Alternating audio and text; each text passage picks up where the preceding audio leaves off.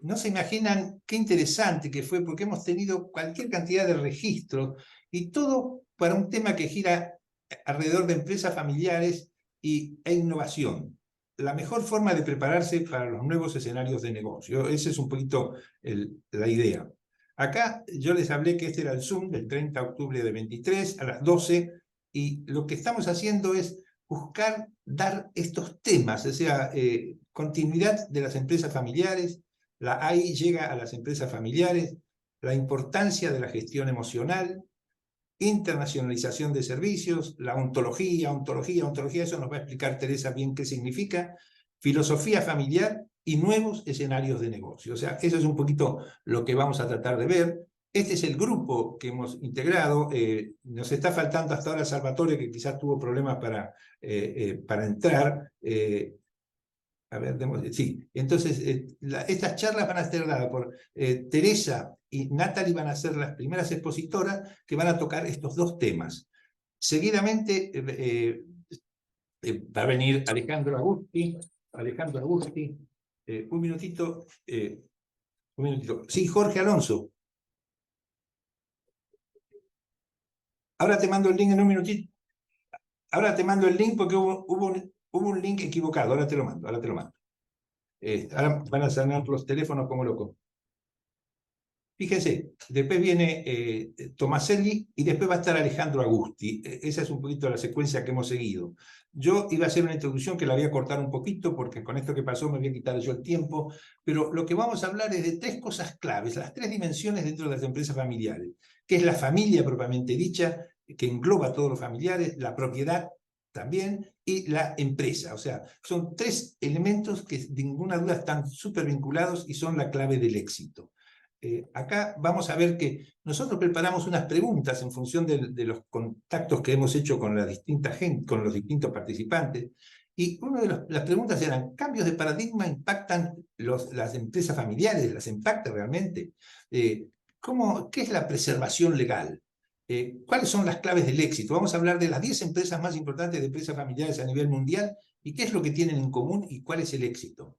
Vamos a hablar de protocolos familiares, importante considerar bien una empresa familiar. Acá viene también la mano de don Alejandro Agusti, que es los modelos generativos y la inteligencia artificial. ¿Qué es lo que hay que temer? Se habla tanto de la inteligencia artificial que la gente se asusta, le dispara, están sacando leyes para cuidarse, que se va a acabar la civilización, pero eso es lo que queremos discutir, a ver qué alcance tiene. La ontología y las empresas familiares. Foros, ¿qué foros existen? ¿Dónde conviene asistir para entender mejor lo que está pasando a nivel mundial? Y después un último toquecito de innovación, de tecnología, que es tokenización, algunos ejemplos concretos. Vamos a ver que hoy en día se habla mucho de la economía, de todo lo que es la economía lineal, que es la tradicional, que uno directamente toma los productos, los hace, los consume, después arroja los desperdicios, mientras que la circular es algo que trata de reducir al máximo los desperdicios, trata de reusar todo y de reciclar. O sea, es un concepto nuevo que está de moda principalmente en el área japonesa. Es lo que hace la Toyota y las grandes empresas vinculadas con Japón. Empezaron con este concepto de lo que es economía circular. Acá vamos a ver que para hablar de estos temas es importante tener en cuenta que participan prácticamente representantes de todas las generaciones. Hay de la generación tradicional, yo no sé, creo que ya me pasé, no me encuentro en ninguna de esas generaciones, pero hay una de los baby boomers, está la generación X, están los millennials y está la generación Z. Ahora aparece una nueva generación que es la centennial. Yo me identifico con algunas porque, por suerte, no sé si era mala suerte, CNN me nombró como el millennial más antiguo de los Estados Unidos. O sea que prácticamente estaría en una de esas generaciones. Estos son los temas que normalmente se hablan, estos son el ecosistema de todo lo que es la industria 4, prácticamente el comienzo de la 5.0. Aparece por ahí Big Data, Internet de las Cosas, el Machine Learning, el Artificial Intelligence, Wearable Technology, y todo lo que tiene que ver hasta que desemboca en lo que es realidad aumentada, realidad virtual,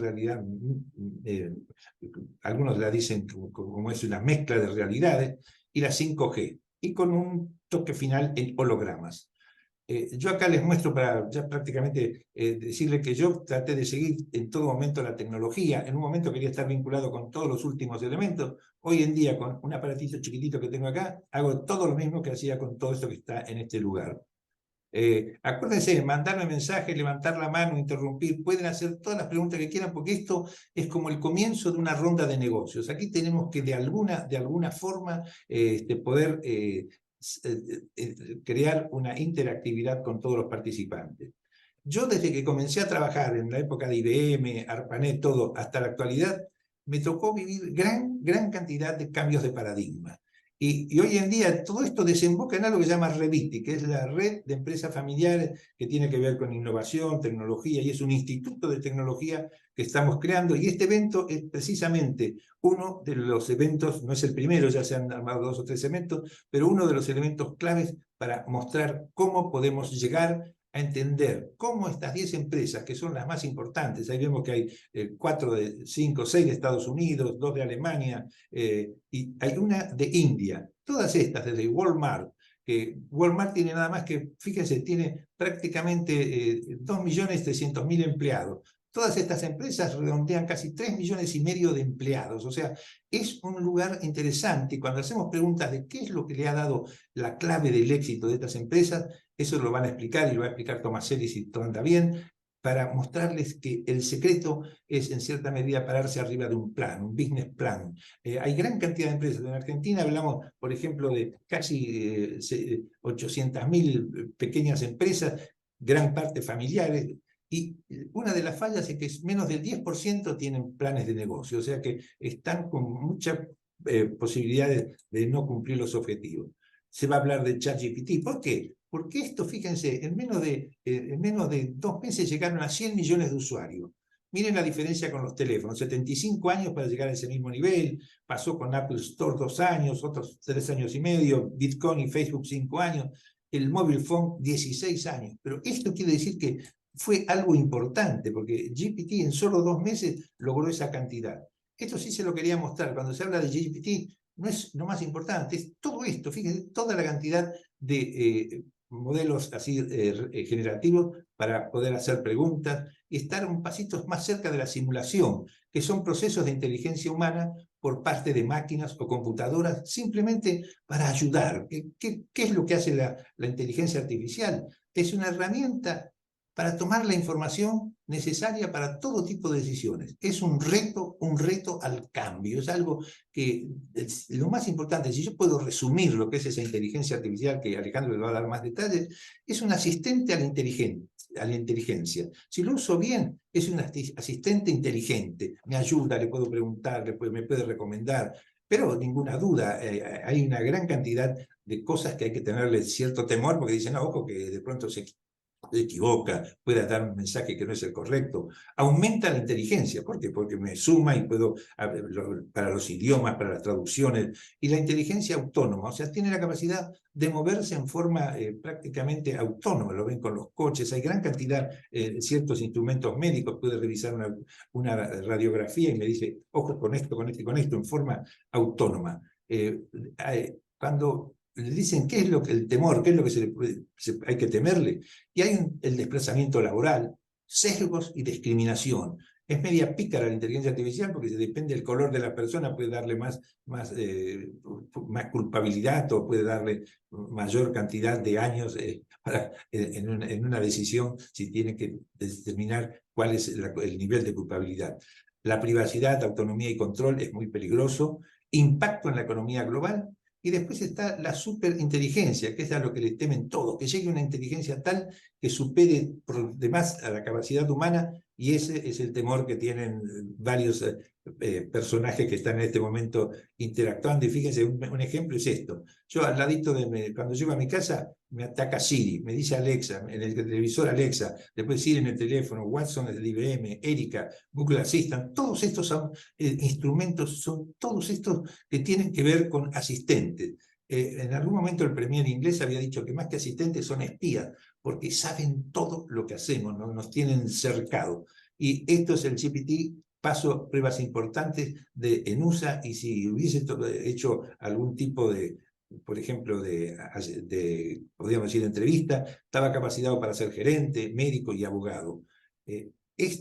Crear productos simples, esto es algo que también hay que pensar. Las empresas familiares hoy en día, lo vemos con el caso directamente de la empresa más grande del mundo, dijo, no, yo tengo que hacer algo disruptivo, yo voy a ir en contra de la corriente, quiero ofrecer algo que nadie está ofreciendo, y eso es mejorando la tecnología ya existente para hacer cambios radicales.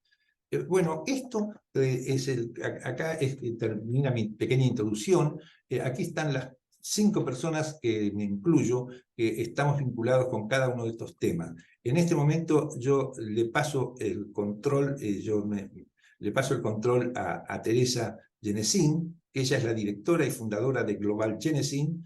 Hace unos días dio un evento magnífico con la Cámara Argentina Inmobiliaria, y fue algo de mucho éxito porque realmente fue, podríamos decir, el primer paso de Revetti para iniciar una secuencia de este tipo de eventos. Así que, Teresa, si me escuchás, total control, yo paro mi stop share.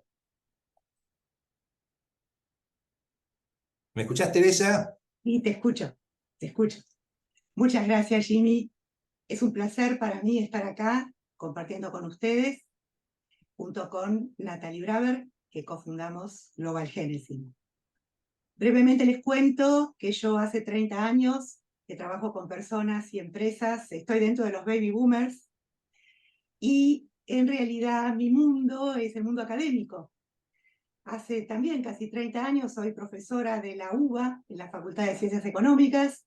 De hecho, hay parte de mis alumnos hoy aquí, porque en este horario yo tengo clase con ellos, con los alumnos de administración, de mi cátedra de administración, que mejor que invitarlos a que tomen la clase en este evento en el que van a compartir con colegas a nivel internacional sobre empresas familiares. Mi mundo es el académico. Formo parte de escuelas de negocios en la Universidad de Belgrano, Universidad de El Salvador, y también me dedico a la consultoría en empresas, y desde ese lugar voy a hablar. Pero antes que nada vamos a develar qué es la ontología, porque yo voy a hablar de ontología en las empresas familiares. Entonces vamos a decir que la ontología tiene que ver con la filosofía, ontos, ser, logos, conocer. Es conocer a las empresas, en este caso familiares, a través de la palabra, porque hay muchas ontologías. Nosotras, con Nati, nos dedicamos a la palabra, y es un abordaje diferente de los seres humanos. Lo que yo voy a hablar en estos minutos es muy breve sobre la empresa, luego me enfoco en la empresa familiar, y Nati va a dar un ejemplo para abordar las emociones dentro de la empresa familiar.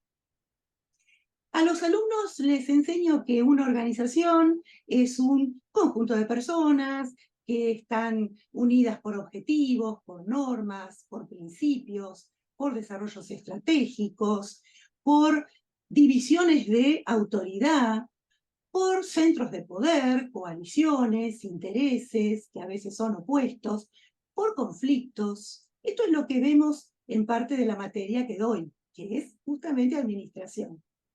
Pero nosotras vamos a hacer foco en algo muy importante y, de acuerdo a nuestro entender, poco trabajado, que es entender a una organización en general y a una empresa en particular por una red de conversaciones. Entenderla como red, como network, pero de conversaciones. No solo las empresas, hoy el mundo es una red de conversaciones. Mis colegas van a hablar de la inteligencia artificial, del ChatGPT. Nosotros vamos a hablar de la palabra, de cuánto el lenguaje afecta en forma positiva y negativa las decisiones que tomamos. ¿Por qué el mundo y las empresas son una red conversacional? Quiero contar un ejemplo que una vez un ejecutivo de una empresa familiar compartió. Hace unos años tenía en ese momento un hijo de 6 años y quería ver cómo trabajaba su papá. Esto fue antes del COVID, así que todavía las empresas básicamente eran físicas. Así que él le dijo, bueno, si mañana te portas bien, te llevo a que veas cómo trabaja papá. ¿Te parece bien? Sí, sí, dijo su hijo. Así que al otro día fueron, el papá tomó el auto, tomó la autopista, el hijo contento, el papá llegó a la City, estacionó el auto, subió hasta su oficina y empezó su rutina. Prendió la computadora, se conectó con su celular, empezó a diagramar las charlas por Zoom, por Meet. Entró una persona, le hizo una pregunta, entró otra, armó una reunión virtual, otra reunión presencial, le respondió a otro, y así terminó el día. Cuando vuelven en el auto a la casa, el papá le dijo, ¿y qué tal? ¿Viste cómo trabaja papi? Y su hijo le dijo, me gustó, pa, pero en realidad vos no trabajaste. ¿Cómo no trabajé? Y te la pasaste hablando. Esto que fue hace unos años, hoy se potenció. La base de la empresa también se gestiona en la conversación. Y de hecho, a eso es lo que vamos a apuntar ahora. Ahora, ¿qué diferencia hay entre una empresa corporativa, transnacional, con accionistas, de una empresa familiar? Que también puede ser corporativa, como Arcor, que también puede tener accionistas, pero que la cúpula, el board, es la familia. Una diferencia muy importante que no existe en otro tipo de empresas, que es el afecto. El afecto. En las empresas familiares se conecta lo afectivo. Porque ¿cómo está conformada una empresa familiar? Por los padres, muchas veces ingresan los hijos o parte de los hijos, los hermanos. Y esto es un diferencial muy importante para entender la problemática que ocurre cuando hay afecto. Porque ¿qué ocurre cuando hay afecto? Cuando también las decisiones se comparten dentro de lo afectivo. Puede ser muy bueno el afecto en términos de amor, de confianza, de seguridad, de optimismo, de compartir la familia en el trabajo, pero también puede ser negativo. Puede haber celos, puede haber envidia, puede haber rencores y puede haber traiciones. Entonces, ¿cómo se combina la toma de decisiones, que debería ser formal, analítica, basada en información, en estadísticas, con el afecto? Ya Nati les va a mostrar cuánto la emoción se impone a la razón. De esto quiero hablar. ¿Para qué se funda una empresa familiar?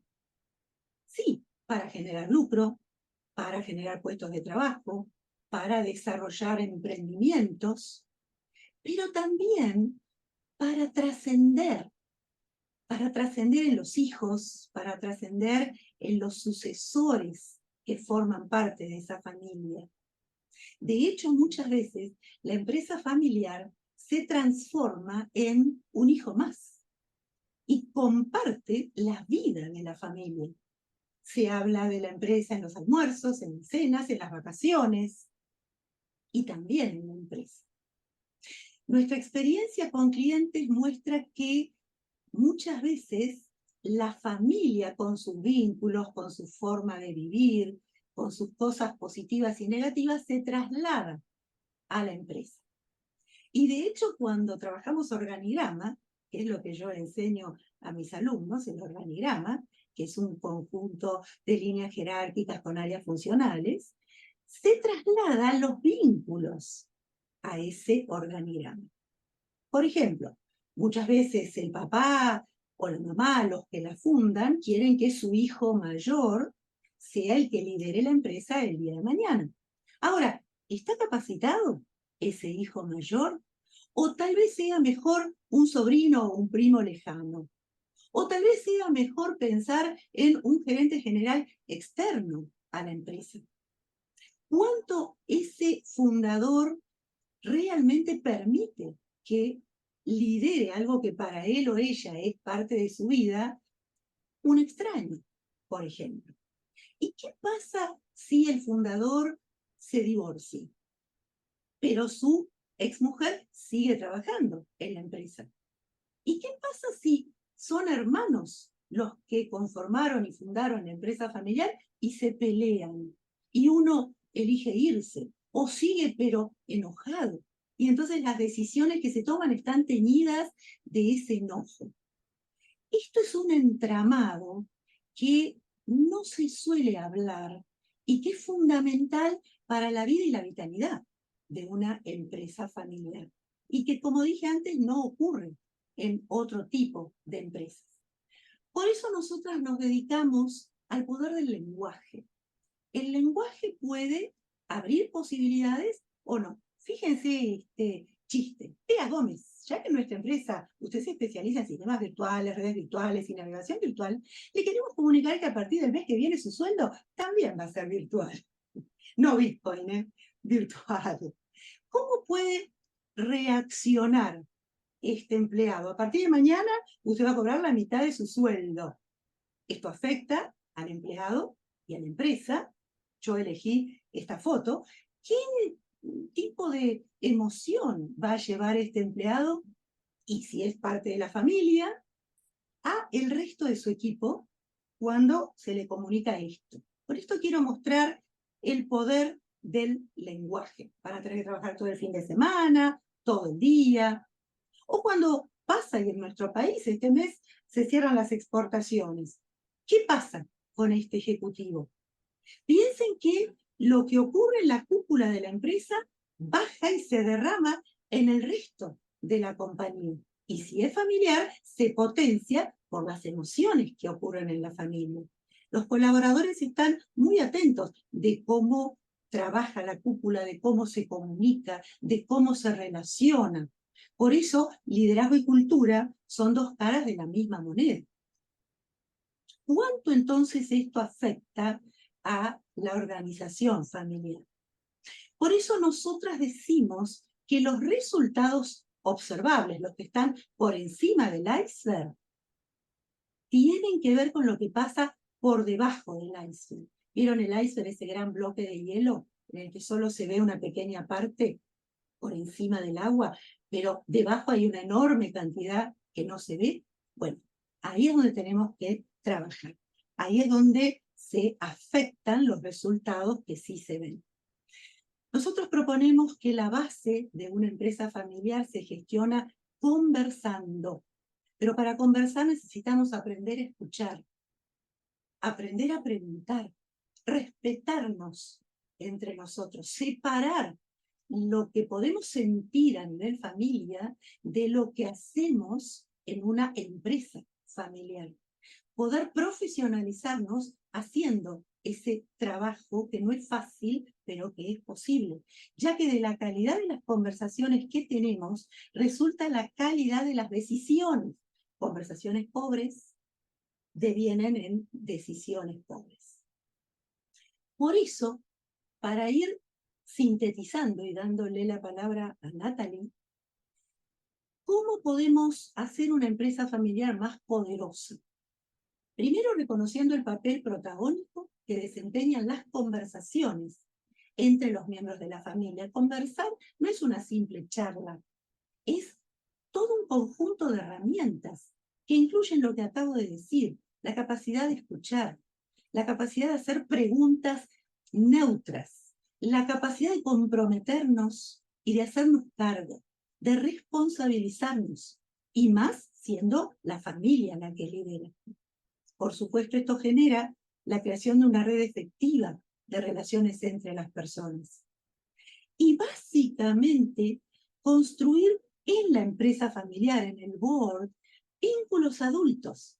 Porque muchas veces las personas pueden tener 30, 40, 50, 60 años, pero parecer chicos, porque no saben gestionar sus emociones, porque no fueron educados en eso, no se les entrenó. Y gritan o evaden, o el orgullo prioriza la razón, o la soberbia, o el ego. Construir confianza y compromiso permanentes es un trabajo que se aprende. No siempre nos han educado para aprender estas herramientas, que son parte de lo que nosotros llamamos las soft skills, junto con el liderazgo, el trabajo en equipo, las relaciones interpersonales en general. El compromiso es una decisión. dejar de tirar culpas. Nosotros venimos de una sociedad muy culpógena. Ah, llegué tarde porque no vino el micro. Ah, no lo hice porque no me dijeron. Ah, pero esto nunca lo recibí. Entonces ponemos afuera el problema. Pero esto nos sigue manteniendo en un lugar de víctimas. Nos convertimos en adolescentes eternos. Poder aprender a ser adultos es yo diría, una obligación que empieza por el board, por los que lideran y toman decisiones estratégicas. ¿Cómo todo esto que dije lo podemos ver en un ejemplo concreto de un cliente que lo que vamos a contar es, sin decir su nombre ni empresa, por supuesto, es lo que pasó? Lo va a compartir Natalie Braga. Nati, gracias. Gracias. Gracias por la palabra. Soy Bueno, Natalie muchas Braga. gracias, Teresa. Creo que le queda el turno ahora, por favor, a tu partner. Adelante. Voy a ser breve y a desarrollar un poquito más lo que es la gestión emocional, que es, como dijo Teresa, que no nos enseñan. Y por eso quiero traer un ejemplo de un cliente, podemos decir en sintético, un genio en el mundo de los negocios, ¿sí? Es, ¿no? Esta persona logró en muy poquitos años, no calculé los años, pero la conocemos hace bastante, así que no lo calculé, en muy pocos años logró en una plataforma virtual, que la conocen, se llama Amazon, armar un imperio. Sí, logró un imperio, después se metió en el mundo del real estate, y quiero hacer un paréntesis, excelente como empresario, proceso personal y emocional deficiente, ¿sí? Esta persona empezó a crecer y en su inconsciente, con ese miedo al éxito o no aceptar ese éxito, siguió avanzando, ¿sí? Esta persona en el mundo del real estate empezó a crecer y dijo, bueno, ¿por qué no invitar a mi familia, ¿sí?, que está en la construcción, para que me ayuden en mis proyectos de real estate? Y así fue, empezaron a trabajar en conjunto y en algún momento empezaron las fricciones. ¿Qué fueron esas fricciones? El banco empezó a llamar, la hipoteca empezó a hacer ruido, donde se fue la plata, empezaron a revisar y ahí se dieron cuenta que hubo manejo de dinero, mal manejo de dinero, y esta persona empezaron los problemas, las peleas, los conflictos, terminó en un proceso judicial de 2 años, que lo ganó esta persona, pero terminó con un tsunami emocional, así como lo digo, y con esa culpa que dejó a su esposa sin familia y todo lo que conlleva, a sus hijos sin abuelos, y eh, eso que se va echando culpas, como dijo recién Teresa, que nos echamos culpas y no sabemos por qué. Bueno, esto en el consciente de esta persona, de este cliente nuestro, quedó. Y ahí, trabajando con nosotras, empezamos a preguntar, ¿qué pasó? ¿Por qué no volvés a tu primera inversión, tu primer emprendimiento, que es lo que es plataforma virtual, que ahí te iba muy bien? Y empezaron las diferentes excusas, que no me gusta, o que estoy cansado, que ya lo hice muchos años. Se metió en un emprendimiento que no da dinero, o no da el dinero como daba el otro emprendimiento, y no le permite crecer. Y está estancado. Ese estancamiento que a veces les pasa a las personas cuando, quiero decir, no tienen proceso personal, pero hay una parte que no escuchan, ¿sí? Desde nuestra profesión, yo soy coach, y lo que hacemos es escuchar, y enseñamos a nuestros clientes a escucharse. Como habló recién Teresa, de nuestro trabajo es en la palabra, en la conversación. Esta parte no nos enseñan a escuchar nuestra emocionalidad. ¿Qué me digo hoy? Esta persona no está escuchando, que se está limitando, que se está boicoteando. Llegó a un cierto éxito, por lo que sabemos de su historia, le cuesta sostener ese éxito y lo llevó a boicotearse, y ahora decimos, bueno, ¿se siente mejor? No, no se siente mejor. Y acá quiero traer un poco la parte de las emociones. Nos enseñan a sostener un emprendimiento, nos enseñan a que lo tenemos que hacer crecer. Tenemos la responsabilidad, como dice mi marido, tengo 15 bocas para dar de comer, o sea, son 15 familias, por ejemplo, en una empresa, 15 familias que tengo que sostener, la presión de sostener una empresa, de hacerla crecer, de que esté en la vanguardia, que todo lo que el siglo XXI requiere de una empresa, y lo emocional, ¿dónde lo dejamos? La parte emocional, que es lo que sostiene el empresario, queda muchas veces guardado en un cajoncito, ¿sí? La metáfora esa de, está guardada. Acá entramos nosotros. Nuestro trabajo es, necesitamos equilibrar. Sí, necesitamos sostener la empresa, necesitamos que entre dinero, necesitamos sostener familias, necesitamos hacerla crecer, como decía Teresa al principio, porque también es parte de lo que nos hace sentir bien, hacer crecer una empresa o dejarla a nuestros hijos, es parte de una misión en este mundo, sí, pero la persona responsable de la toma de decisiones tiene que ser responsable de cómo se quiere sentir y cómo se quiere ver y qué quiere hacer con eso. Es el análisis y la reflexión interna para hacer un emprendimiento, una empresa equilibrada, sostenerla en el tiempo, funcional, ¿sí? Y que dé resultados no solo en dinero, ¿sí? Sino en calidad de vida. Y ahí le devuelvo la palabra a Teresa.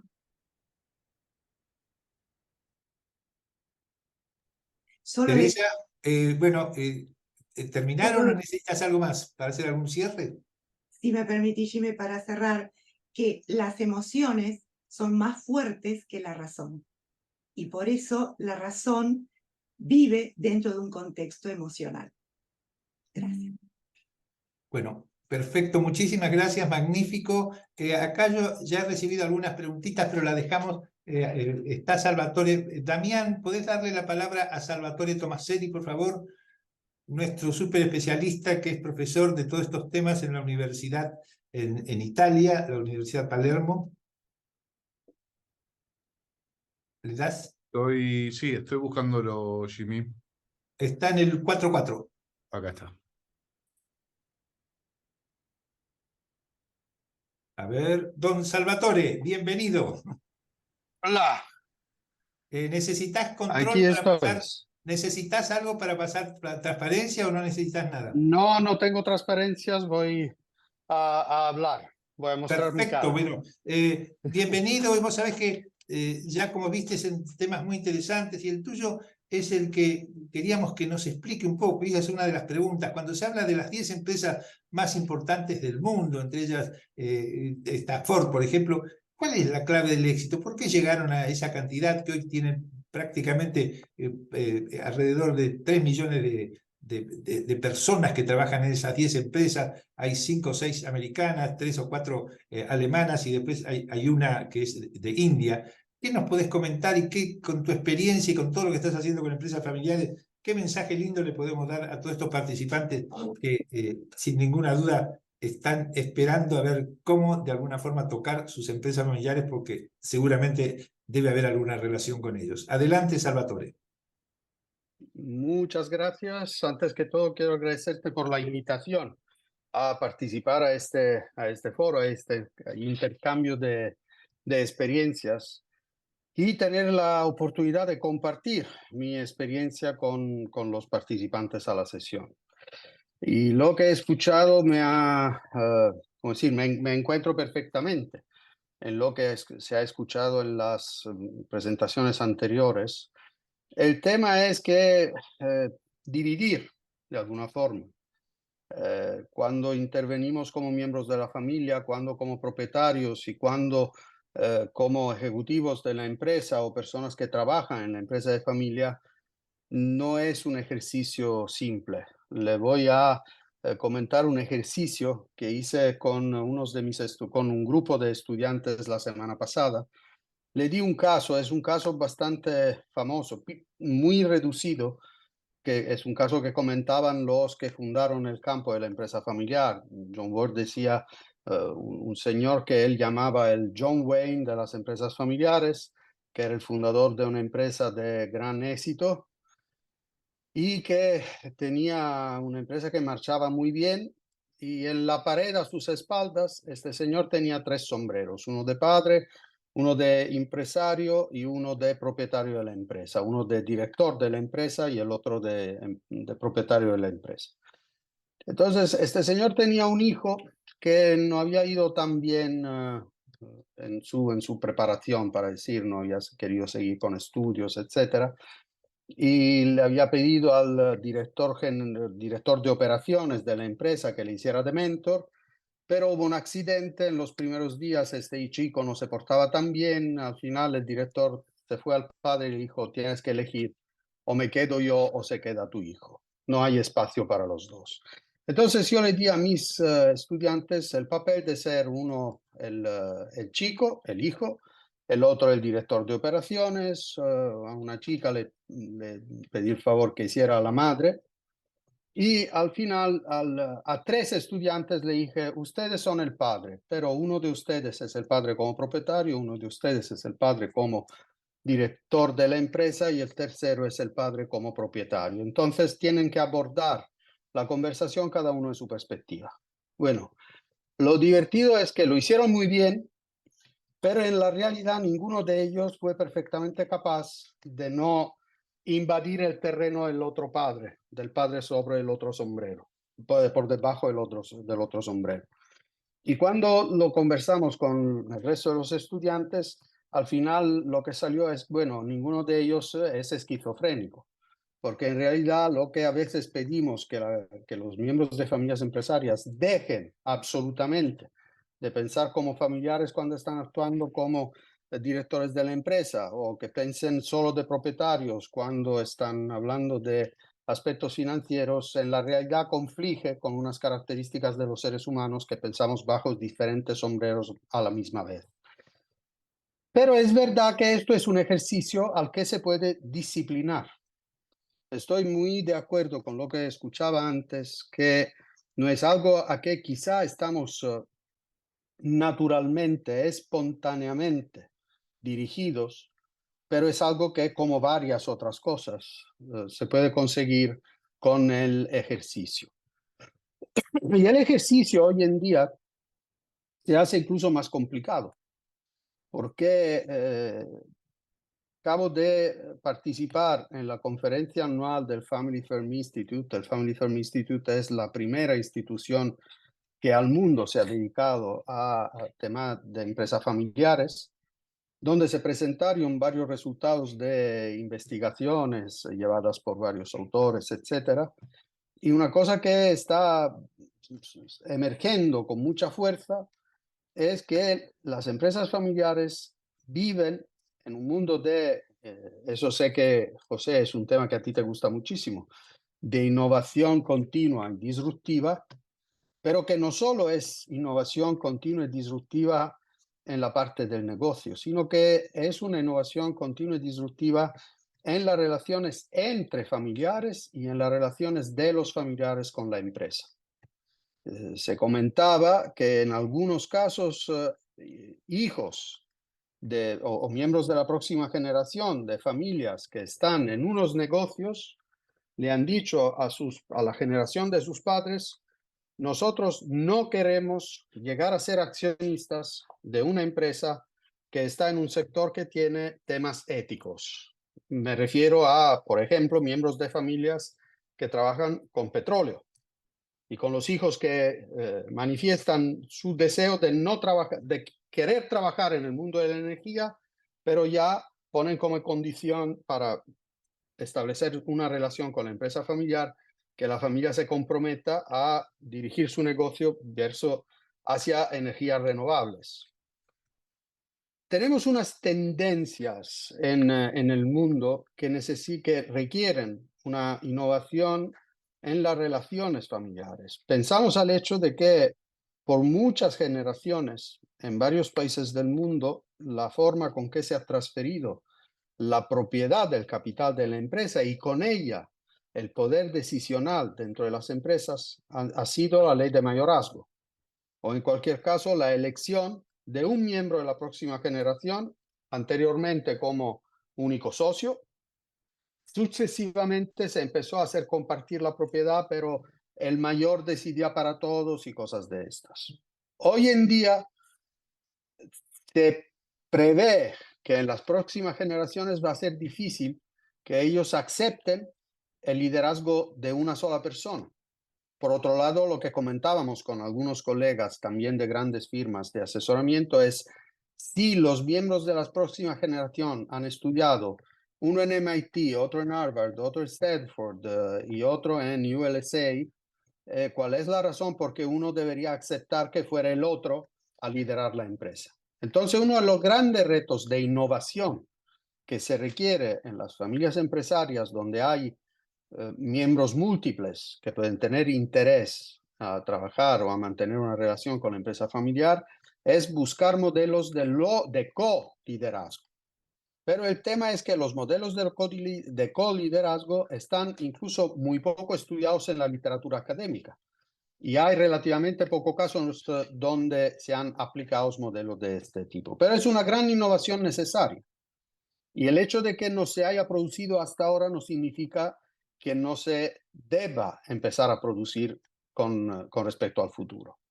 Hay otro tema que es que con el envejecimiento, con la extensión de la esperanza de vida, las generaciones mayores se quedan activas en muchos años más de lo que se quedaban antes. Y nuestro amigo José, que es el más joven de los millennials, es más antiguo entre los millennials, es una demostración de cómo una persona que está avanzada en edad puede seguir aportando, ser innovadora, etc. Pero él nos cuenta con mucha frecuencia casos en que él experimenta innovaciones pidiendo ayuda a su nieto. Entonces hay una cooperación entre generaciones que se puede dar en las empresas familiares, cambiando los paradigmas a los que estamos acostumbrados, que la generación más anciana es la que necesariamente manda, entre comillas. Hay necesidades de cambios de paradigmas también con respecto a las tecnologías. Todos sabemos que hay una cantidad de innovaciones disruptivas que ya no están al horizonte, ya han llegado a la playa. No lo miramos desde la playa hacia el horizonte, ya han aterrizado. Y esas tecnologías disruptivas van a cambiar mucho más de lo que pensamos todos los negocios. Hace días hablaba con los miembros del Consejo de Administración de una empresa que hace carnes. Es una empresa en tercera generación, haciendo carnes desde hace 3 generaciones. Ellos hacen el criado de los animales y llegan a producir carne. Y bueno, ya saben, ya se hablaba en el Consejo de Administración que en unos cuantos años las jóvenes generaciones no querrán consumir carne de criados, no querrán consumir carne de animales verdaderos, porque se le está de alguna forma fomentando a preferir formas de comer de carne sintética, de carne de laboratorio y cosas de estas. Entonces, una empresa que ha sido muy exitosa por generaciones puede llegar a perder su mercado porque los consumidores cambian sus hábitos de consumo, cambian sus preferencias personales, cambian sus formas de dirigirse a enteros nichos de mercado.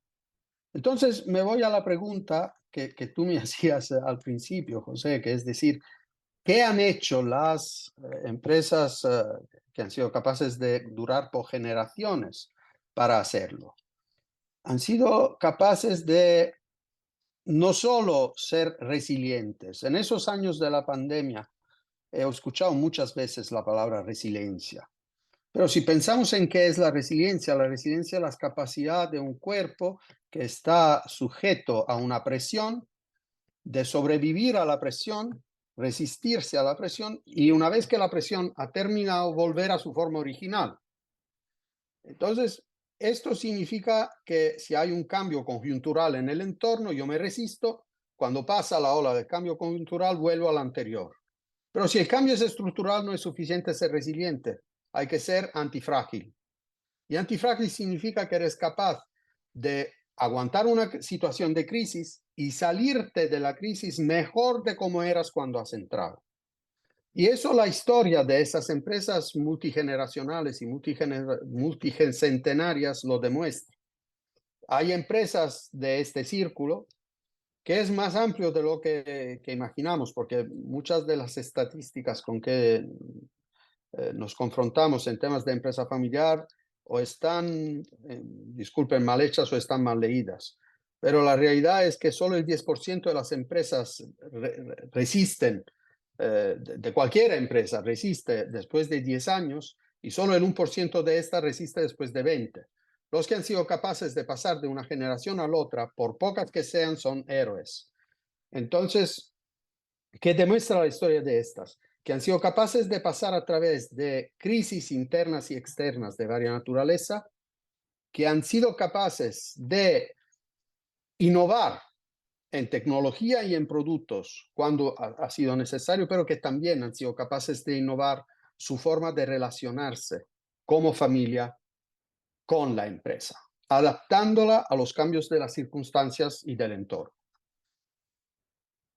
Paro aquí. Muchas gracias.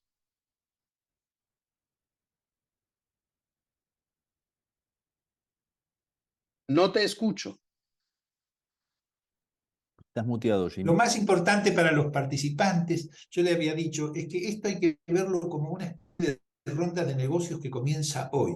O sea, no dejen de mandarme a mí cualquier pregunta que quieran hacer para Salvatore, directamente para las chicas que han dado esa presentación magnífica. Y esto va a ser, como les decía, un intercambio. Nosotros lo que prometemos es que lo antes posible van a recibir respuestas a esas preguntas. Algunas ya me han hecho, ya se contestaron, y ahora yo le dejo todo el control a Alejandro.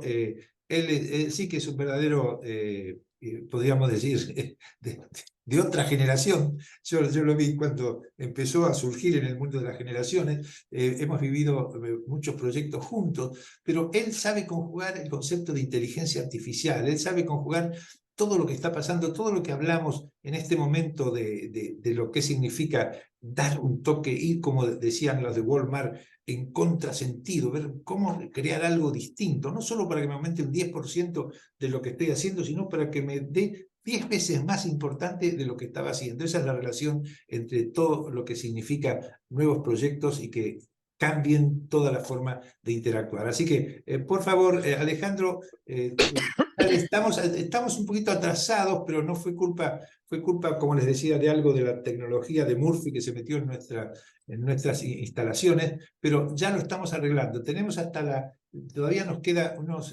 aproximadamente 35 minutos. Vamos a hacer una presentación rápida de Alejandro y después vamos a ir a un pequeño diálogo para que puedan ustedes, aunque sea, darnos algún mensaje, preguntas, críticas, sugerencias, y que esto, acuérdense, lo más importante son ustedes, los participantes. Adelante, don Alejandro. Muchísimas gracias, Jimmy. No sé si se ve bien ahí. Está perfecto. Perfecto. Entonces, un poco como hacías la introducción recién, mi presentación va a ir específicamente a lo que hace a las posibilidades que hoy te brinda la inteligencia artificial. Dentro de eso, como temario, como pueden ver en pantalla, la intención es sí tomar algunos ejemplos de lo que hoy se utiliza en empresas familiares, pero en la práctica también dejarlo abierto a que puedan hacer las consultas, las preguntas que quieran, incluso interrumpir en alguno de los momentos si creen que suma valor. Entonces, principalmente quería arrancar con definición. Generalmente cuando se habla de inteligencia artificial, en el último año, justamente en noviembre del año pasado, hace un año atrás, apareció el ChatGPT. Y para muchos fue como que había aparecido la inteligencia artificial. La realidad, desmistifiquemos algunas cosas porque fue ininterrumpido el trabajo que se hizo en inteligencia artificial a lo largo de los últimos 40 años, poco más, casi 50 años, con lo cual, en realidad, el ChatGPT lo que llegó en noviembre del año pasado fue a mostrarnos una forma fácil a través de la cual podíamos interactuar con la inteligencia artificial. Y lo que ven en pantalla, que es el prompt. Perdón, Salvatore. Aspetta che mettiamo la videocamera.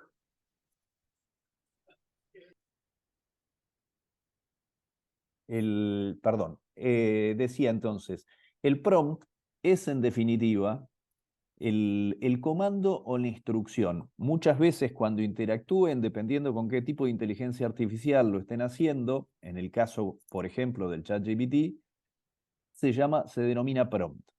¿Qué es ese prompt que suena raro y en inglés? Es justamente un comando o instrucción.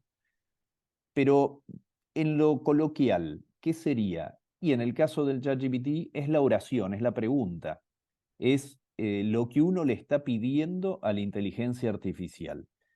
¿Por qué lo digo de esa forma? Para desmistificar y porque creo que es importantísimo que cada uno haga su propia aventura en esto, que cada uno ingrese, lo pruebe, lo utilice y vea lo que le va respondiendo, incluso las modificaciones que hay que hacer al respecto. Después les voy a mostrar algunos prompts vinculados con imágenes, pero para darles una idea, la imagen que está ahí en pantalla está generada por mí utilizando una inteligencia artificial, en ese caso una inteligencia generadora de imágenes. Perdón, que...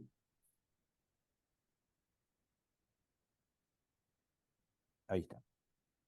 Perdón que no me pasaba el slide.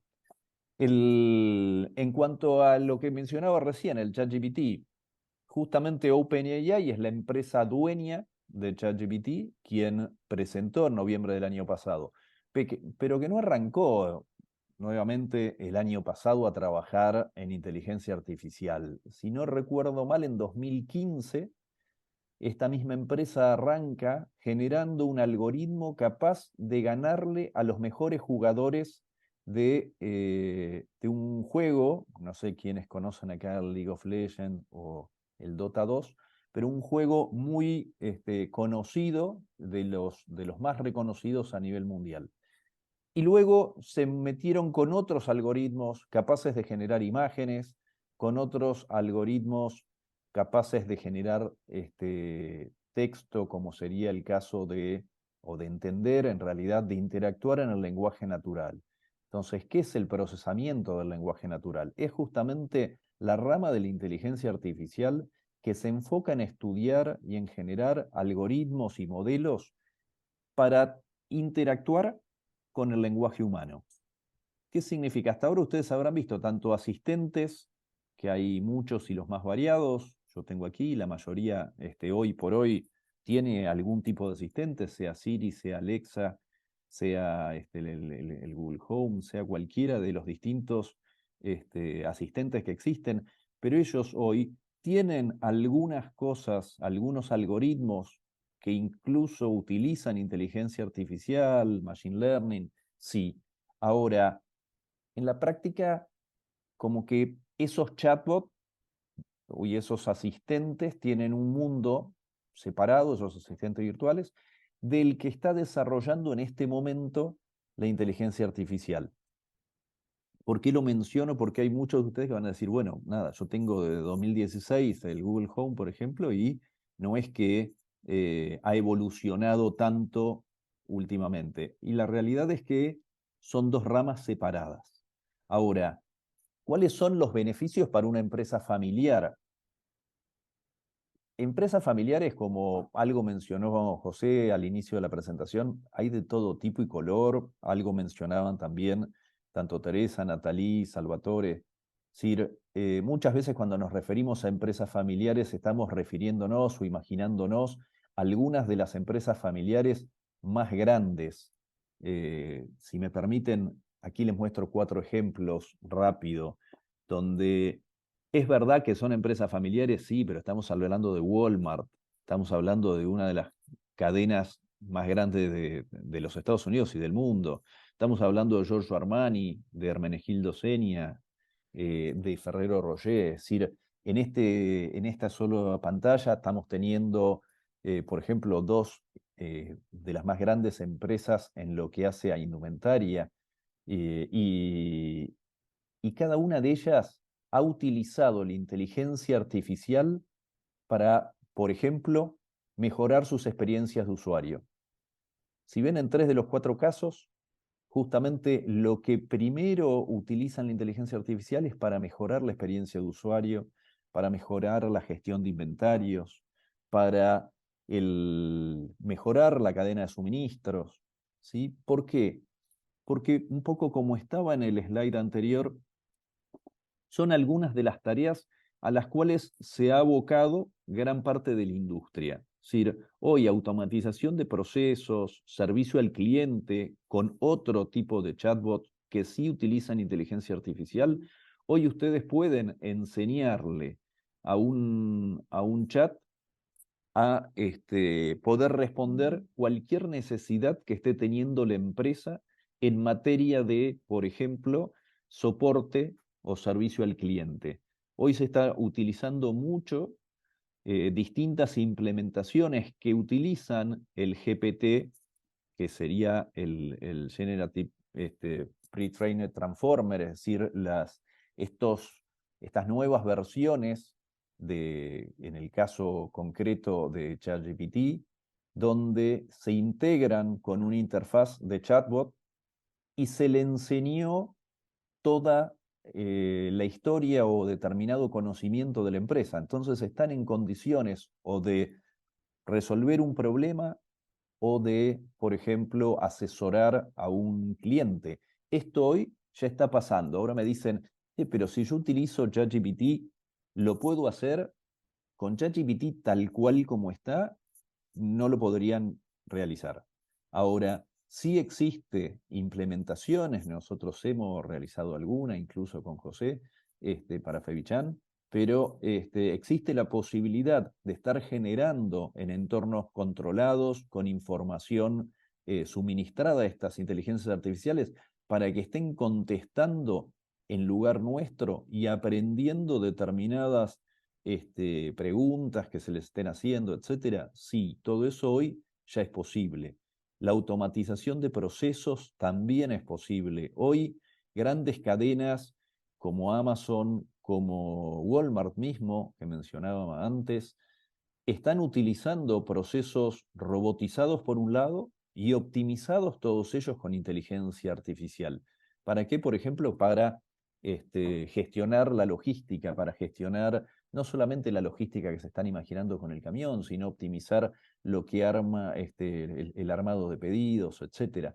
En cuanto a optimización de cadena de suministro, lo mismo, se puede hacer grandes reducciones en costos y mejoras en todo tipo de procesos. Algo mencionaba José en su presentación inicial sobre que hoy, por ejemplo, el ChatGPT mismo, en su versión gratuita, es incluso un excelente asistente, es un gran asistente. Imagínense que en la empresa que tengan, de la dimensión que sea, esto puede aplicar a una empresa de 1 o 2 personas o una empresa que tenga eventualmente 10.000 personas. Es decir, hoy sirve como un asistente para ayudarles a hacer un montón de las más variadas actividades. En el caso de optimización, por ejemplo, en lo que es logística, ustedes le pueden incluso al ChatGPT, con el cuidado pertinente de revisar la respuesta que les esté dando. ¿Por qué lo menciono? Porque justamente es un asistente, como dije. Como asistente, imagínense que ustedes son los CEO de la empresa, el dueño de la empresa, y de una universidad le ofrecen una persona que ingrese como pasante hoy. Si esa persona ingresa hoy como pasante en su empresa, va a empezar a entender cómo se maneja la empresa, la cultura, cuáles son sus tareas y responsabilidades. Dentro de eso, dentro de una semana, empieza a trabajar en distintas cosas. Esa persona, cuando genere su primer informe, ese primer informe, segundo y tercer informe, van a estar ustedes arriba revisándolo.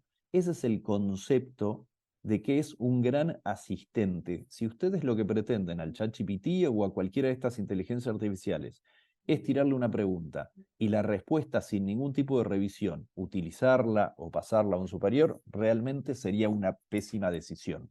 Entonces, volviendo con esto, Sí pueden ustedes, por ejemplo, suministrar la información sobre distintos puntos en un recorrido que quieran realizar y los va a optimizar, va a generar la mejor ruta posible. Quieren ustedes, por ejemplo, pedirle que en el último punto de los que se ven en pantalla, que dice personalización de marketing, generen, por ejemplo, una campaña para una red en particular. Ustedes le dicen, quiero que me hagas un posteo para LinkedIn, o un posteo para Instagram, y lo va a generar. Lo va a generar con todo lo que ustedes quieran. Si ustedes en ese mismo prompt, en esa instrucción, en ese comando, le dicen, quiero que tenga determinados emojis, quiero que tenga énfasis en que hoy hay un evento para empresas familiares, quiero que el énfasis lo pongas en que se hace coordinado desde Miami. Ustedes pueden generar de esta forma un montón de ahorro en distintas tareas que hacen diaria y cotidianamente. ¿Qué significa? Que hoy le pueden, por ejemplo, como vamos a ver a continuación, decirles que genere una imagen de cualquier tipo. Y antes, ¿qué pasaba? Antes uno tenía que contratar un diseñador gráfico, ir a un banco de imágenes, buscar algunas imágenes similares y en función de eso decidir o armar con ese diseñador gráfico, por ejemplo, para el caso de un logo, como es el que está en pantalla.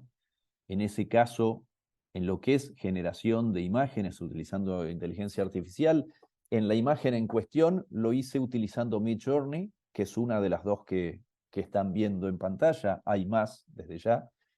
El prompt, es decir, la instrucción con la cual generé la imagen que se está viendo en pantalla, es la que figura abajo. Es decir, le pedí que me hiciera un logo abstracto con colores vibrantes. Está escrito en inglés porque muchas de estas interacciones es mejor hacerlas en inglés.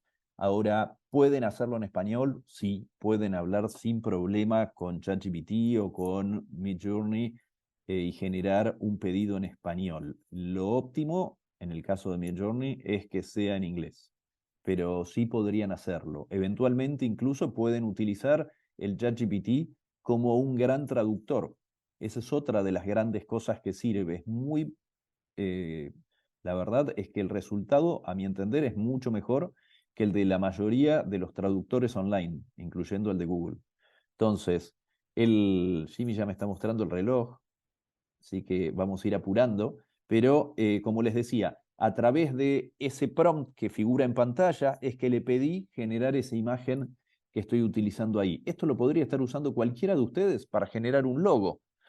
En este otro caso, estoy generando dos imágenes. Estas dos imágenes también las hice yo. ¿Y esto qué significa? Nada, que en la práctica ustedes para utilizar, para hacer un afiche, para hacer un flyer, para estar armando un catálogo de lo que fuera, una imagen, incluso decorando determinado local, podrían estar pidiéndole que les genere la imagen que ustedes quieran y de esta forma estar utilizando algo que es mucho más simple que la utilización mucho más compleja, con consultores, etcétera, que podría ser una optimización realmente dentro de Walmart o dentro de Armani, por ejemplo.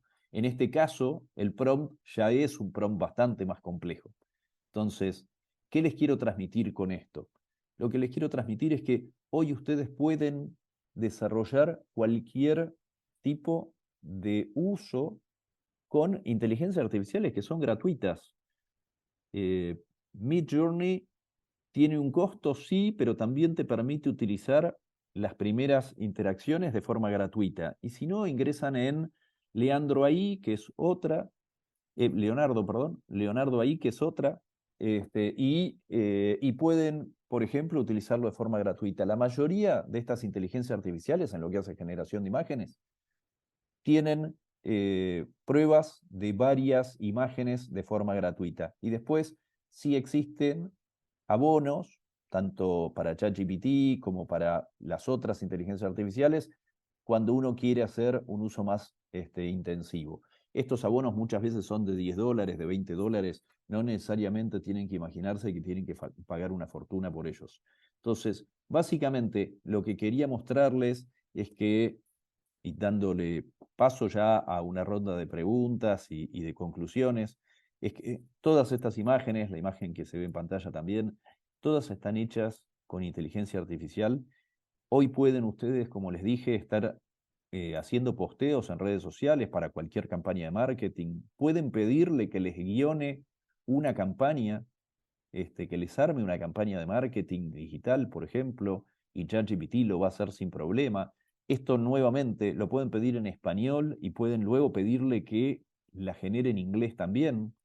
Entonces, hay muchísimas cosas en donde hoy todas las empresas familiares, sea de gastronomía, un pequeño emprendimiento que está generando tortas, empanadas o distintos tipos de comida, puede ser la más variada de las empresas. No tienen que pensar en que necesariamente tiene que ser una empresa multimillonaria, no tiene que... Hoy hay muchísimas inmobiliarias que son empresas familiares, la mayoría de ellas en la Argentina. En el caso de bodegas, muchísimas también son empresas familiares. Indumentaria, como decía, pero en calzado, por ejemplo, dentro de lo que es indumentaria, la gran mayoría son empresas familiares. En algunos casos empezaron con una única persona y luego fueron ampliando. Ni hablar gastronomía. Entonces, paso a las preguntas, Jimmy, les agradezco por el tiempo y quedo a disposición para cualquier consulta. Clarísimo, acá ya tengo unas preguntas que me han hecho, hay varias, pero después, a ver si aparece por ahí don Tomaselli, que hay una pregunta para él. Y para ti hay 2 o 3 preguntas, porque una dicen, se habló del Reviti, pero nadie lo... ¿Qué es Reviti? ¿Por qué este evento se dijo que era organizado por Reviti? ¿Podés dar aunque sea un minuto de Reviti para explicar qué es, en qué sentido, en qué área está, qué arista de todos los sectores de negocio toca? Sí, Reviti, como son sus siglas, es Real Estate Business Innovation and Technology Institute. Es el Instituto de Negocios, Innovación y Tecnología en el mundo inmobiliario. ¿Qué significa? Que es una institución que hemos creado con sede en Florida, Estados Unidos, y de donde pretendemos nuclear las distintas instituciones de la gran industria inmobiliaria. Esto no es únicamente el realtor o el broker, sino que lo que apuntamos es a unir todas las distintas instituciones que trabajan en el mundo inmobiliario para brindar, entre otras cosas, capacitación, para brindar asesoramiento, para lograr una mayor y mejor sinergia que posibiliten negocios. Así que eso es Reviti. Para quien quiera saber más al respecto, le hacen una consulta a José. El website es reviti.org. Y como les decía, ahí lo veo a Jorge Alonso también, con el ISI en la República Argentina, con la Cámara Inmobiliaria Argentina y con el Instituto de Capacitación Inmobiliario de Argentina. Estamos también evaluando poder hacer cosas en conjunto. Así que siempre es un gusto en todo lo que haga a difusión y a impartir conocimientos. Creo que la industria inmobiliaria, como dije, la mayoría son empresas familiares. Por lo tanto, hay mucho para ahondar dentro de ese campo. Bien. Yo Gracias. sé que hay poquito tiempo, Alejandro, pero había una pregunta cuando inicié, yo presenté unas preguntas que me han hecho, porque también yo sé que Reviti, por la información que estamos manejando, está muy vinculada con otras empresas, principalmente algunas que tienen relación con lo que es tokenización. ¿Podrías darle, aunque sea un mensajecito, qué significa tokenizar?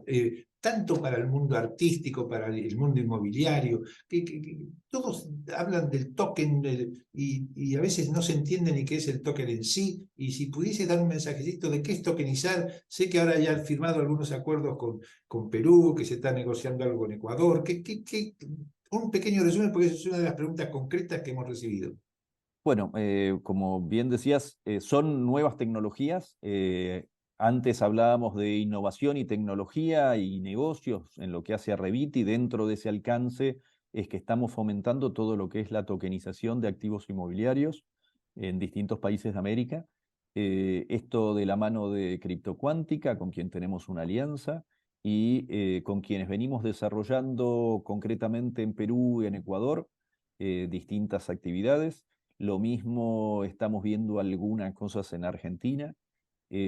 Por otro lado, tenemos relación también con Nash 21, que está haciendo tokenización de contratos de alquiler en España.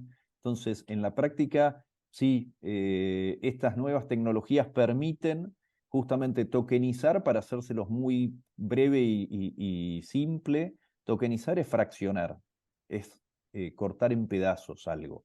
Entonces, tecnológicamente, hoy con lo que es blockchain, lo que la tokenización permite es que se pueda estar fraccionando, por ejemplo, un inmueble, para que en vez de que alguien tenga que pagar $200.000 por un inmueble, por ahí se divide en 20 partes y cada una de ellas está pagando $10.000, por ejemplo.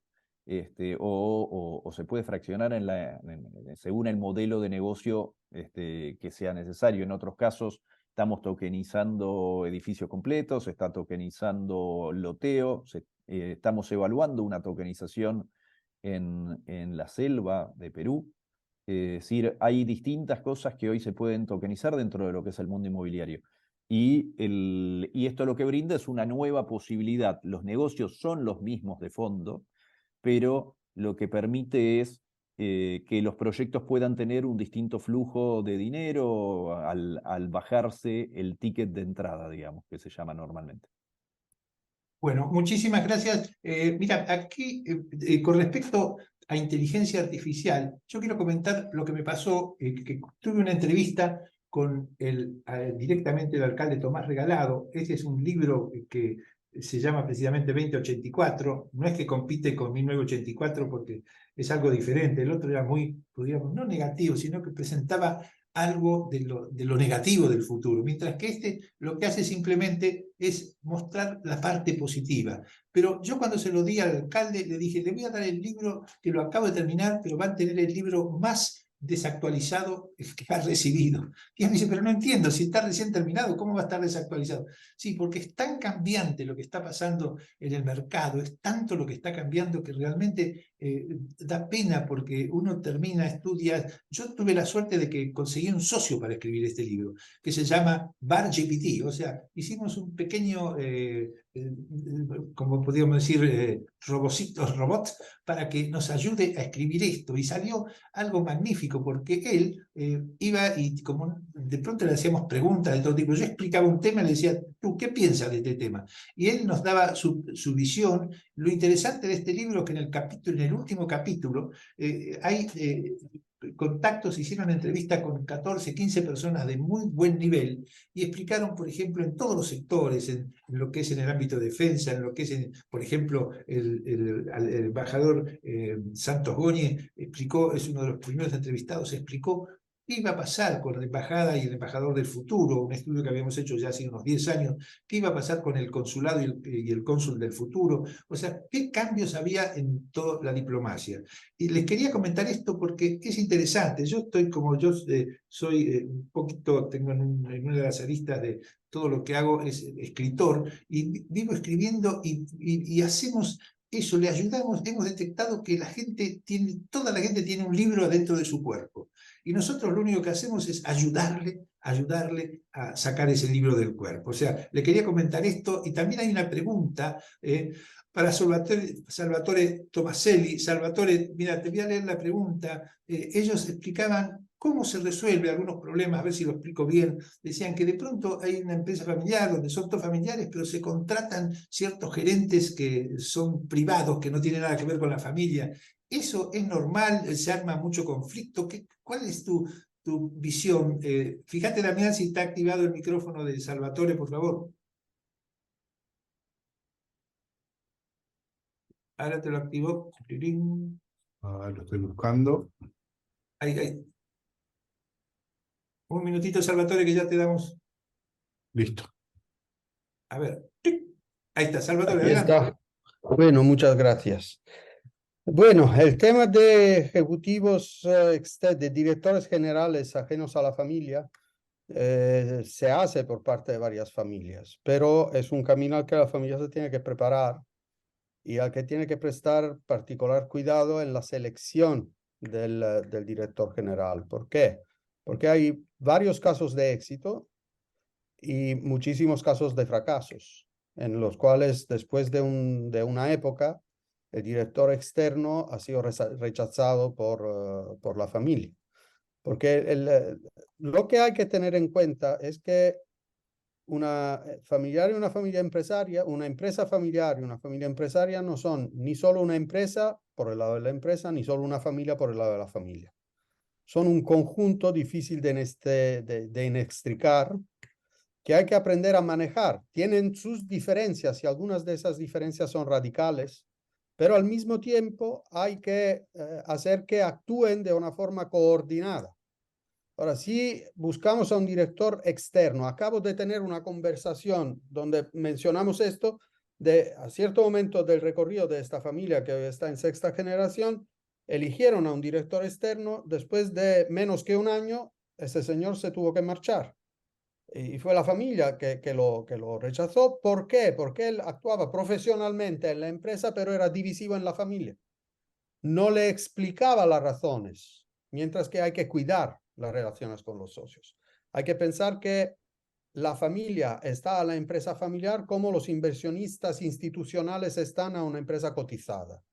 Con la diferencia que, con mucha frecuencia, los inversionistas institucionales están muy capacitados en hacer su trabajo y los accionistas de una empresa familiar no los hemos capacitado lo suficiente para que sean buenos accionistas. Entonces hay que trabajar mucho con la familia antes que todo para capacitarles como accionistas. Y luego para capacitarlos en un número que en proporción al número de familiares se hace siempre más reducido con el paso de las generaciones a los que trabajarán en la empresa. Pero si los socios en su conjunto no saben mantener una relación profesional con la empresa de que son dueños o de que son dueños de su capital, la empresa difícilmente podrá seguir adelante. Entonces, esto con frecuencia, en mi experiencia, no lo entiende lo suficiente los directores externos a la familia que se contratan en las empresas familiares, y con frecuencia yo choco con consejeros de administración no familiares en empresa familiar que vienen de entornos de empresas no familiares, aportan y dan sugerencias en cómo mantener la relación entre la familia y la empresa que arruinan las relaciones familiares. Bueno, muchas gracias, Salvatore. Tengo una pregunta también de Alejandro Garagarza, que me gustaría, Damián, que lo ubiques y le des activo, que le pongas activo su micrófono para que él la haga directamente, porque me pareció muy interesante. A ver si lo encontrás, Damián. Ahí está, estoy, Alejandro. Jimmy. Repetí la pregunta y a ver quién se anima a contestarla, porque cuando vos haces unas preguntas son tan claras y van al punto que realmente directamente aclaran muchísimas cosas. Adelante, por favor. Bueno, buenas tardes, buenas noches a todos los que están en este momento en la conferencia, que desde mi punto de vista ha resultado muy interesante.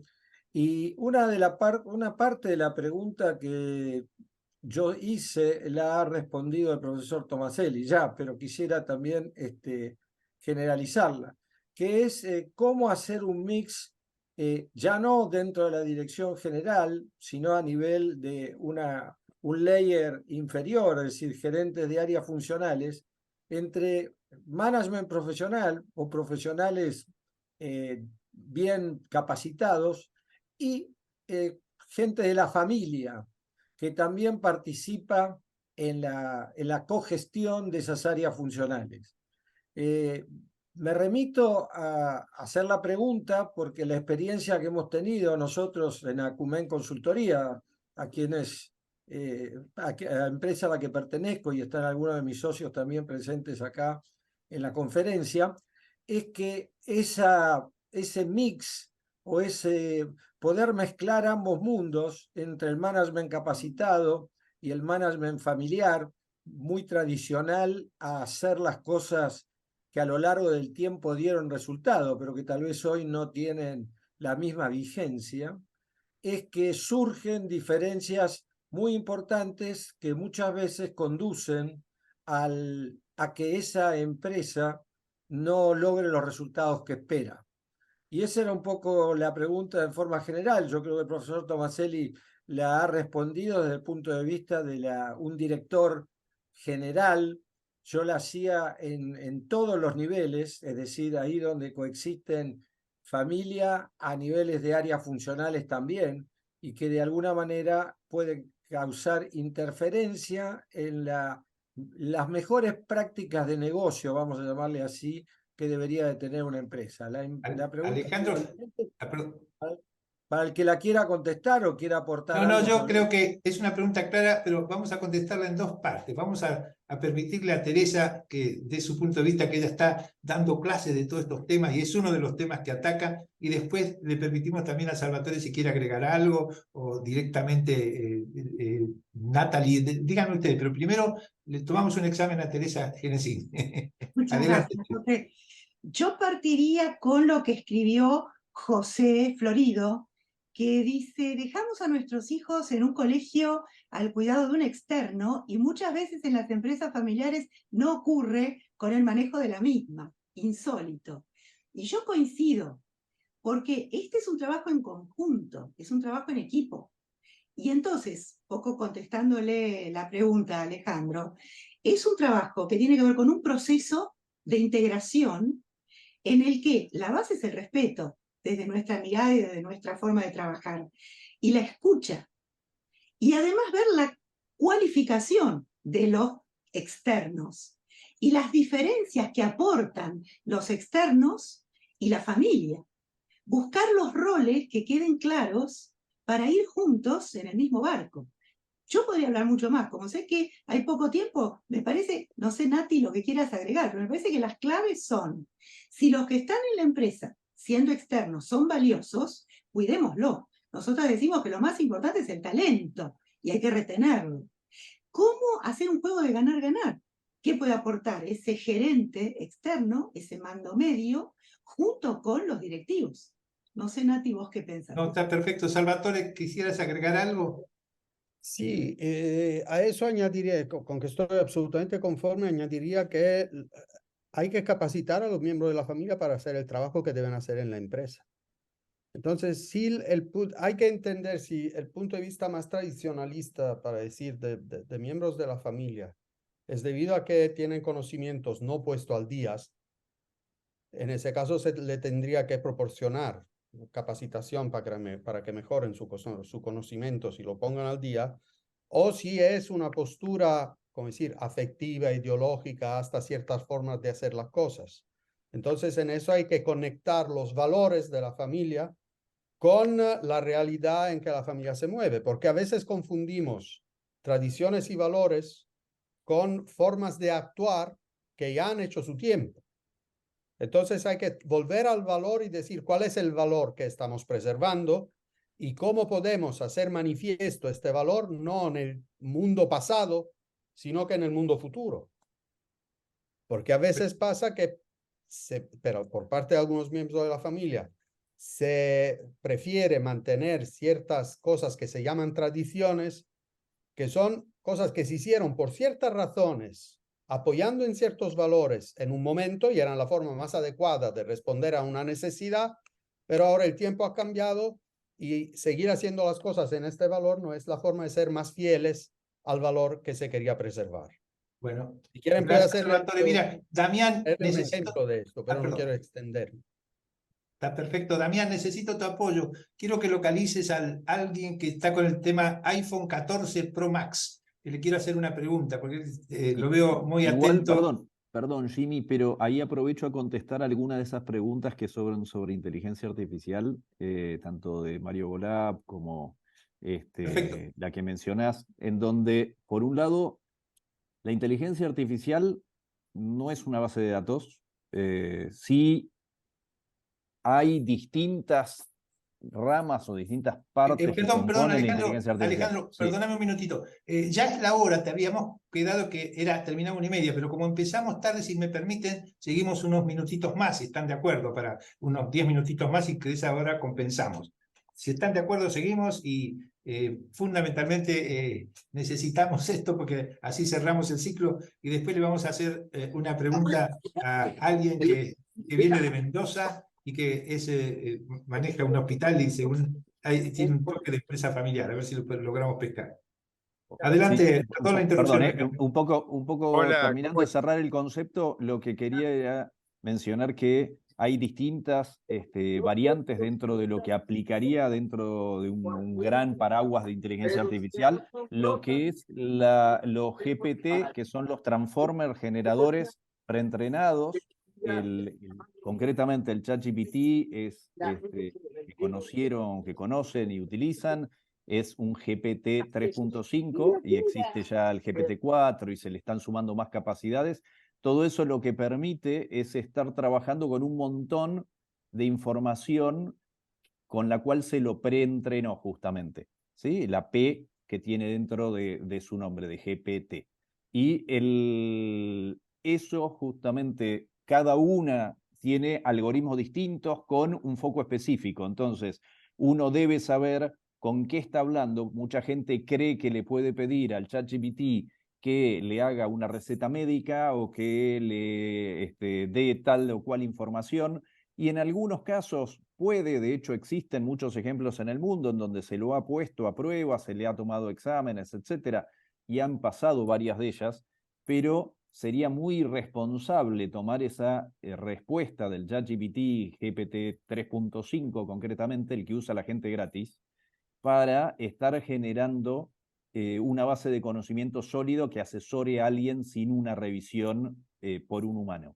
Entonces, tengan en cuenta lo que dije al principio, lo que mencionaba José en su presentación, es un buen asistente. Si ustedes creen que a un buen asistente le van a dar la responsabilidad de hacer cualquier cosa, estarían tomando una mala decisión. Ahora, si se sabe qué preguntar y cómo evaluar los resultados, por ejemplo, mucha gente se ha quejado de que ChatGPT, cuando uno le pregunta qué distancia hay entre 2 puntos, el valor que arroja no es correcto, porque no es su función. Ahí es porque la gente no entiende para qué sirve esa inteligencia artificial. Esa inteligencia artificial sirve para entender la pregunta y generar una respuesta que sea creíble por cualquier humano. Esa es la función del ChatGPT. ¿Sí? Bueno, Perdón. gracias, Alejandro. Una última pregunta. Damián, activame de vuelta iPhone 14 Pro Max, que se me escapó. Actívalo, a ver. ¿Lo encontraste?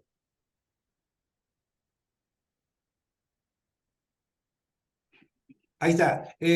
A ver, doctor, ¿nos puede comentar por qué está acá? Si esto realmente tiene algo que ver con el Hospital Italiano de Mendoza que usted administra, fundó.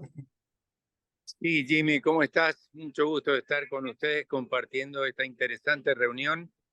Para mí es nuevo todo el tema de la inteligencia artificial, pero evidentemente tenemos una limitación, ya que el acto médico no puede respaldarse en un sistema como este, sino que puede ser usado como una herramienta colateral para poder de alguna manera resolver sobre algunas dudas que pueda tener sobre todo el médico joven que se inicia en las especialidades.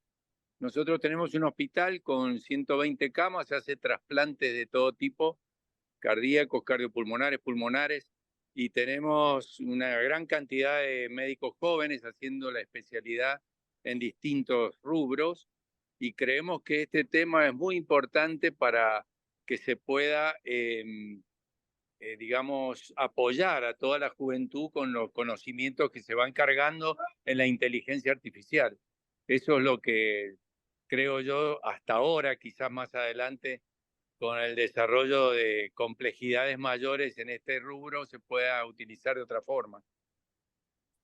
Bueno, Sí, muchas gracias. Yo creo que tú perdón, estás muy Jimmy, feliz porque tu hijo ha recibido aparentemente una gran dedicación, con dedicación, una gran experiencia. Comentabas que había hecho un trasplante en estos días, o sea, eso tiene que ver Sí, con así es. tu Ellos, pasaje mientras yo generacional. estaba acá en Estados Unidos, se hicieron 2 trasplantes en una semana, 2 trasplantes cardíacos exitosos, y bueno, lo hicieron los chicos jóvenes, con lo cual, bueno, me da una gran tranquilidad. De todas maneras, la esencia de la reunión es fundamentalmente la aplicación de la inteligencia artificial para este tipo de actividades médicas, y yo pienso que esto es una gran ayuda, pero no es reemplazo del acto médico de ninguna No, manera. no, en ningún momento. claramente. Claramente yo es creo así. Y que perdón, Jimmy, un tema que hoy, donde entiendo que eventualmente debe conocer Da Vinci, que es los robots médicos cirujanos que son controlados por un humano, pero que tienen entre sus funciones la inteligencia artificial según el tipo de operación en la cual va a estar trabajando, además de una precisión mucho mayor que la de cualquier cirujano actualmente. Y por ejemplo, nuevamente, viene con, ya desde hace bastante tiempo, Machine Learning y inteligencia artificial para ir mejorando según el tipo de operación a la cual se va a realizar. Y por otro lado, como bien decías, esto no reemplaza a ningún médico, como no reemplaza a ninguna persona. Son grandes facilitadores, grandes analistas de información.